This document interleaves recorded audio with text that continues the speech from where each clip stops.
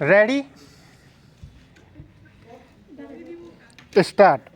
महोदय, राष्ट्रीय स्तर पर कई महत्वपूर्ण प्रवृत्तियों को व्यापक अंतर्राष्ट्रीय स्थितियों के संदर्भ में समझा जा सकता है, पर कुछ प्रवृत्तियां विशिष्ट राष्ट्रीय स्थितियों का परिणाम हैं।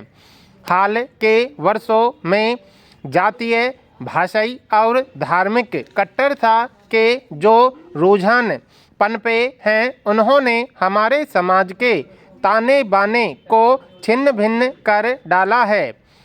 इधर संप्रदायवाद ने तेजी से सिर उठाया है।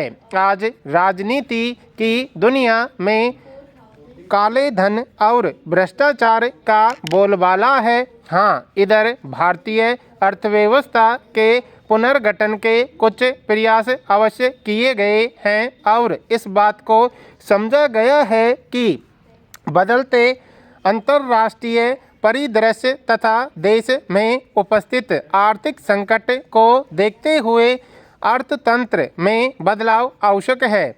इसीलिए ढांचागत समायोजन कार्यक्रम को हाथ में लिया गया है।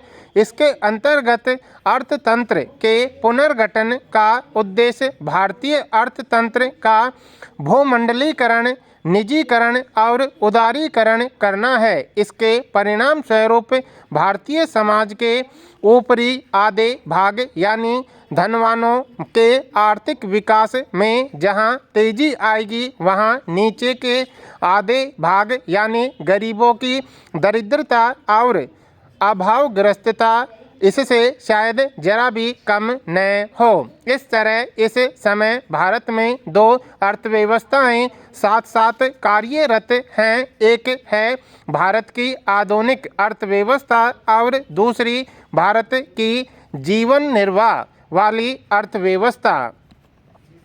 स्थानीय स्वशासन की दिशा में किए गए 73वें और 74वें संविधान संशोधनों को महत्वपूर्ण कदम कहा जा सकता है। इनका उद्देश्य देश के ग्रामीण और शहरी क्षेत्रों में स्थानीय स्वशासन कायम करना और आम जनता को सत्ता व अधिकार प्रदान करना है। पिछले कुछ दशकों से स्वैच्छिक क्षेत्र में कई नए रुझान उभरे हैं। इनमें सबसे प्रमुख है इस क्षेत्र के आकार और फैलाव में वृद्धि। देश भर में स्वैच्छिक कार्रवाई ने एक संगठित और व्यवस्थित रूप धारण कर लिया है। यह वृद्धि उसकी विविध भूमिकाओं में भी देखी जा सकती है। हम देखते हैं कि पिछले दशक तक अधिकतर स्वैच्छिक संगठन सीधे सीधे क्षेत्र में कार्यरत थे। वे नवोन्मेषी और प्रयोगात्मक कार्य कर रहे थे। वर्तमान दशक आते आते वे देश में विभिन्न स्तरों पर सरकार की नीतियों और कार्यक्रमों को प्रभावित करने लगे। इसके साथ ही उन्होंने स्वतंत्र रूप से शोध कार्य किया, सरकार की नीतियों कार्यक्रमों की स्वतंत्र रूप से छानबीन की और अपनी स्वतंत्र समीक्षाएं प्रस्तुत कीं। पिछले दशक के दौरान उन्होंने विश्वसनीयता प्राप्त की। महोदय, इस तरह वर्तमान में स्वैच्छिक कार्रवाई का क्षेत्र अपनी विविधता और बहुलता की दृष्टि से पर्याप्त समृद्ध है। इसके अलावा ऐसे नेटवर्क तथा संघ भी बने हैं जो देश में स्वैच्छिक कार्रवाई को एक साझा मंच प्रदान करते हैं। इसके साथ ही इस क्षेत्र में कुछ चिंताजनक रुझान भी दिखाई देते हैं। स्वैच्छिक संगठनों का बिना सोचे समझे गलत और सही रूप में प्रयोग किया जा रहा है। पहले उन्हें सामाजिक बदलाव का प्रभावशाली उपकरण माना जाता था, लेकिन अब सभी तरह के उद्देश्यों के लिए स्वैच्छिक संगठन खड़े किए जा रहे हैं।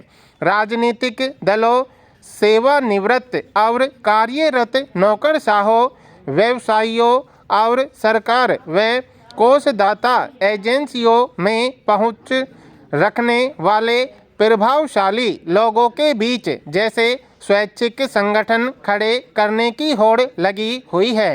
इनमें से कई तो संसाधनों को हड़पने और अपने अन्य उद्देश्यों की पूर्ति के लिए इन संस्थाओं का उपयोग कर रहे हैं।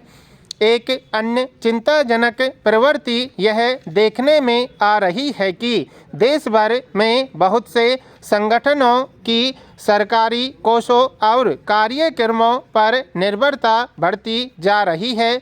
वर्तमान दशक में यह प्रवृत्ति और भी तेजी से बढ़ी है, क्योंकि सरकार ने स्वैच्छिक संगठनों के जरिए अपने कार्यक्रमों के क्रियान्वयन के लिए अतिरिक्त कोष आवंटित करना शुरू कर दिया है।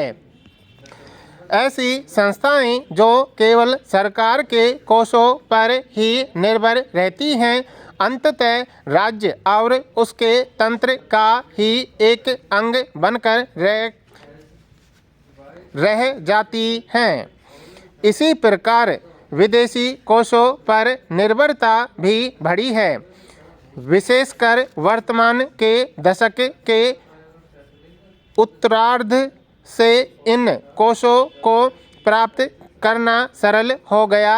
इसका परिणाम यह निकला है कि बहुत से स्वैच्छिक संगठन भूमंडलीय विकास सहायता कार्यक्रम के अंग बनकर रह गए हैं।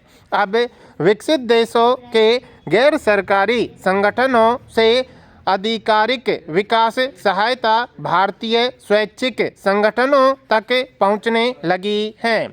चिंता का एक कारण यह है कि पिछले कुछ वर्षों से स्वैच्छिक क्षेत्र में सामाजिक बदलाव के लिए प्रतिबद्ध युवा पीढ़ी का प्रवेश वैसे नहीं हो पा रहा है जैसे 70 के दशक के अंत में हुआ था।